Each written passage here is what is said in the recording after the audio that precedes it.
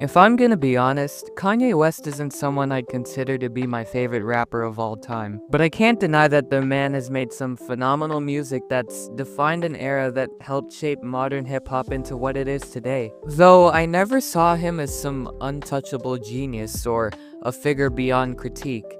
But that did not stop those Kanye stans on Twitter and in the YouTube Shorts comment sections I keep on seeing. These people will glaze him like their lives depend on it. Then once this verse starts, you only hear 808s. 808s are kind of a high-pitched bass sound that aren't very deep, and that's basically the explanation. I guess it's pretty much expected that whenever an artist, or any public figure for that matter, reaches a certain level of fame and influence, they attract a die-hard fan base that will go above and beyond to support them through thick and thin, and it often puts them on a pedestal that makes it hard to criticize. But in the case of Kanye West in 2025, I think it's safe to say that level of loyalty is not even possible anymore. If you disagree, then I'm actually concerned for your well-being. However, if you're a regular human being, you'll definitely agree with my sentiment that after everything that has happened in the past year, I'm just sick and tired of seeing his name pop up almost every single day. Like, I'll just be scrolling on my Twitter or X timeline. Oh my god, it's another post about Kanye West in the big 2025. And it's just him acting like a dumbass every single time. It all just makes me never want to ever view Ye, this new mentally ill version of him. I never want to view him in a positive light ever again. And I'll say this, okay? When it comes to defending Kanye, at some point, the conversation has to stop just being about the music. It stops being about separating the art from the artist. Now, it becomes about basic human decency, and Ye has made it very clear that he has no such thing as human decency. It is a crazy sentiment considering what he was like 20 years ago, but it's the truth. There is absolutely no hidden meaning to what he's doing. There's no grand scheme. There's nothing saving him. There's just Ye standing in front of the world, just spewing hatred, just trying to burn bridges and offend everyone and their mother. All the anti-Semitic comments, all the hate speech, all the narcissism. You would swear he's mocking some mentally ill, terminally online 11-year-old troll on the internet with everything he tries to say. But as far as we know, this is just who he is. I just imagine me going back in time to 2007, talking to a Kanye fan after Graduation just dropped. You know, it just revolutionized the rap scene. Kanye is reshaping the future of hip-hop as we know it. He's skyrocketing his career to unimaginable heights. Imagine telling his fan base that this is where it would all lead. To him dropping a song titled World War III. I just remember the snippet dropping on Twitter for the first time, and when I heard it, I just wanted to end it all. They telling me get off of Twitter. I voted for Trump, not Biden. Know some niggas that went to that island. Why the fuck would you go to that island? And it's not just that, no, he actually teased an album with the same title. This was going to be the cover, and this was going to be the track list. Thank God it never dropped. Of course, someone like DJ Academics would hype it up and give this guy a platform just to stay relevant. Like, how dreadful do you have to be to try and convince us that this is good news? Like, what the hell? Like, don't be that desperate for attention, bro. I don't care about name recognition. No matter what way you look at it, it's ridiculous to think of trying to waste our breath on this tragic abomination of a human being. But here I am, being a hypocrite and talking about Kanye because I want to make a YouTube video. But yes, I admit, it's dumb. I'm saying all of this, and it's funny how I used to be one of those people who didn't really care. Like, it was easy to just dismiss any of his antics over the years as Kanye being Kanye and just laugh it off. He started beef with the Swifties, Kim Ye was a toxic clusterfuck, he's trying to run for president again. Like, anything he would do, anything he would say that was ridiculous, I just think, well, that's just him acting up again. I wouldn't think it was a big deal or anything. I'd joke about it, shake my head, and then just go back to listening to Late Registration like nothing happened. But his fan base would go to war for him, even though he literally said that slavery was a choice. In that period of his career, there's times where he should have been done. And then it would slowly get worse after he released Donda. 3 years and counting of some of the worst headlines of his career. Everything from him changing his name to Ye, to Donda 2 not dropping, the White Lives Matter shirt, supporting Hitler and identifying as a Nazi, all the anti-Semitic comments against the Jewish community, Vultures 1 and 2 being total flops in the grand scheme of his career, the latter using unfinished demos and AI vocals in a song to make it sound like the old Kanye, his obsession with nitrous for some reason. I mean, Ye would still get hate and canceled for stuff like this, but you know what? For some Kanye fans, including myself unfortunately, we didn't care, cause he made graduation. Somehow, it took Kanye returning to Twitter with another full-blown unhinged mental breakdown for me to finally realize that I just can't support this man anymore. I mean, yes, he's literally done this before in the past, but this time, I finally realized that I can't pretend or make excuses anymore.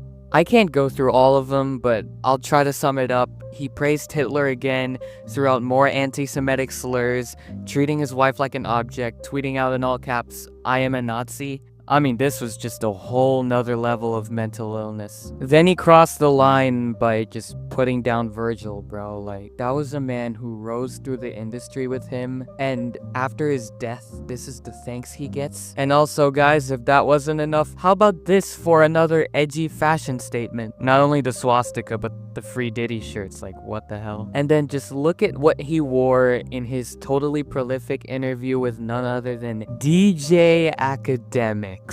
And as I'm recording this, he just broke down again a whole bunch of tweets about how he hates clothes on women, you know, referring to how he has absolutely no sympathy for Bianca and how she dressed her in public, just a lot of misogynistic stuff. At this point, it's hard not to see all of this as intentional. It feels like he's playing a game of chicken with the world and pushing boundaries just to see who sticks around to support him. But the thing is, this isn't clever. It's pathetic, and even his most loyal fans are starting to peel away because they know when someone crosses so many lines so consistently, at some point, the only people left clapping are the ones who were always fine with the hate. Kanye is not an untouchable force of influence now. The fans and industry are done with him. People like Travis, Tyler, Cardi, who once saw Kanye as one of their biggest inspirations, they no longer fuck with him. The music industry is trying to forget all about Kanye's existence at this point, and rightfully so. I remember him trying to start beef with Kendrick just because it wasn't him starring in the Super Bowl halftime show. Ye was being so desperate for attention, he was being bipolar for Drake, and my brain was melting every time I read those tweets. Now, what I'm about to say might sound like the most basic form of human logic, but somehow,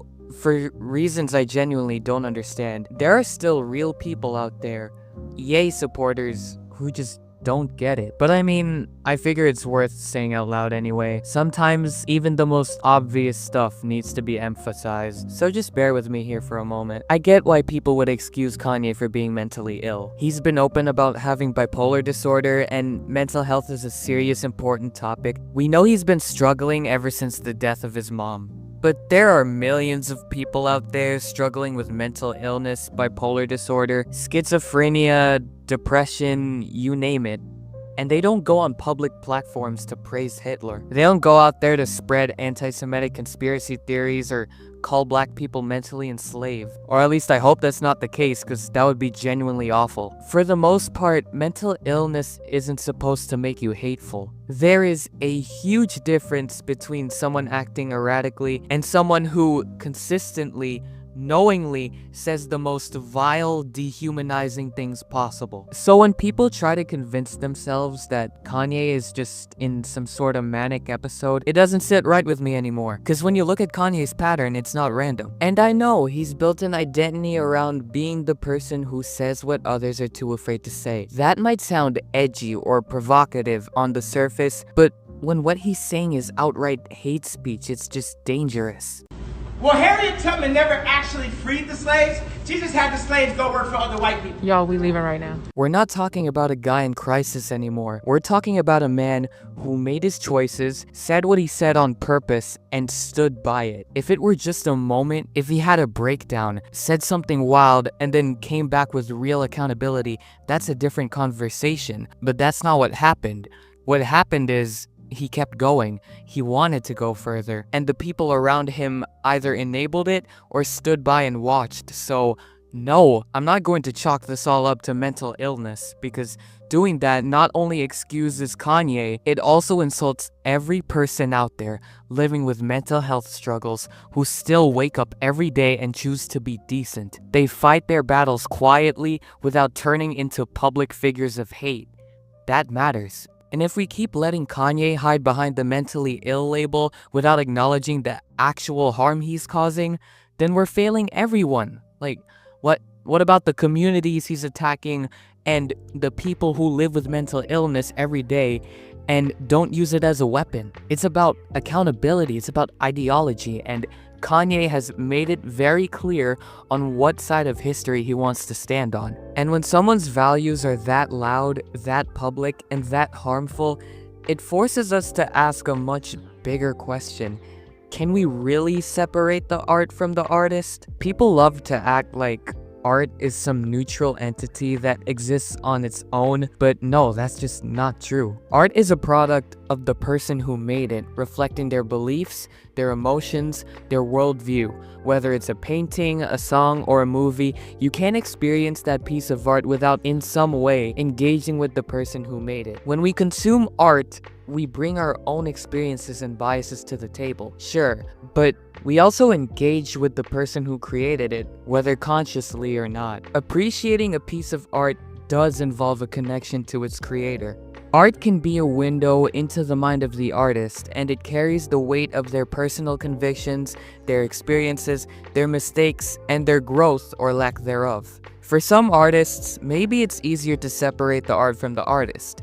If someone has a controversial moment, a personal failing, or they said something dumb but they're not actively harming anyone or promoting hate. We might still love an artist because they made an album that brings us nostalgia or resonates with us emotionally, even if the artist themselves isn't someone we want to necessarily endorse. In Kanye's case, he's using his massive platform to push dangerous extremist views, and yet there are still fans, friends, collaborators who want to find some way to rationalize it because they think it's just his artistic expression or that it's part of some larger, deeper social commentary, but no. It's not a few offhand comments, it's a pattern of behavior that shows us who he really is, and who he is now is someone not worth supporting. And even if I wanted to separate the art from the artist, if I still wanted to view Kanye West as just a musician with an unpleasant personal life, the truth is, he won't let me. Kanye's recent music has been a direct reflection of his ideological turn. So I can't look at his early work with the same reverence when it feels like the person who created it no longer exists. And what's sad is Kanye will probably continue to go on this dark path for the rest of his career, unless somehow he gets a much needed reality check from the people around him. Right now though, if we continue to pretend that we can still appreciate his art without reckoning with the man behind it, then we're enabling the problem. We're basically telling the world that we're willing to turn a blind eye to his actions, his words, his impact. It's easy to say that we should separate the art from the artist when the consequences of doing so don't feel so immediate, but look at what's happened now. When the artist is doing real harm, then the art is no longer something we can appreciate in isolation. But hey, I don't know everything.